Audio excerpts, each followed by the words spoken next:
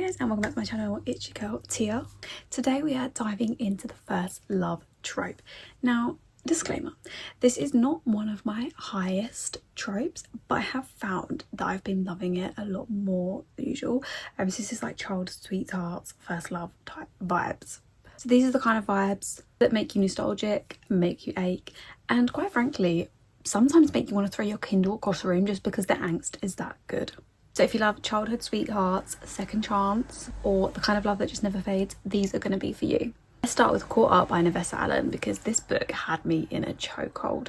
So it's a second chance, first love, romance to do with Nico and Lauren. So two people that were each other's everything before life tore them apart. And now we are spanning on years later when life has sort of thrown each other, kind of, if you know, you know, into each other's orbit. And the chemistry, instant. The tension, painful. The emotions, off the charts. Nico is literally the definition of touch her and die, regret-filled book boyfriend who's going to make you literally sob and swoon at the same time. The way Nevessa Allen writes heartbreak and healing is honestly cinematic, and I've read two of her books now, Lights Out and Caught Up, and they were both 5 stars for very, very different reasons. You just feel like every single ounce of their history.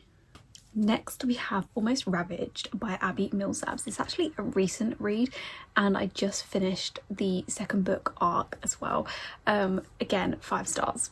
I feel like this one is so underrated as well, like, because I've not seen anybody talking about it. It's like a messy, raw, coming of age love story. It really doesn't shy away from the chaos of growing up and falling for the wrong person at the wrong time. It's set in college and these characters have sort of like a self-destructive magnetic connection, and you know it's bad for them, but like you can't help but root for them anyway.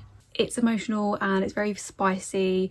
There's a lot of different tropes in this one, but we do have like that first love one as well as others. Age gap, why choose, literally professor, like there's just so much going on with this book, and it is a trilogy and it's not finished yet, and it will have you on the edge of your seat reading through the cliffhangers, wanting the next book. Okay, let's talk about Insatiable by Lee Rivers, because this book is pure, messy, intoxicating, like first love energy. So this has got like some grown-up spice levels and real life consequences. The chemistry between the two leads, Cade and Stacey, sort of builds up over the years, and then when it finally does explode, it's like game over. Lee Rivers really nails that intensity, first love, where it's like both beautiful but consuming, and the spice absolutely lives up to the title. This one is so emotional. I do recommend, if you love Teddy Hamilton, you need to read the audio, listen to the audiobook for this. I did listen to it whilst I read, and this book honestly was insane. It does like flashback in time, so there's sort of like a story unraveling where you don't really understand what's going on.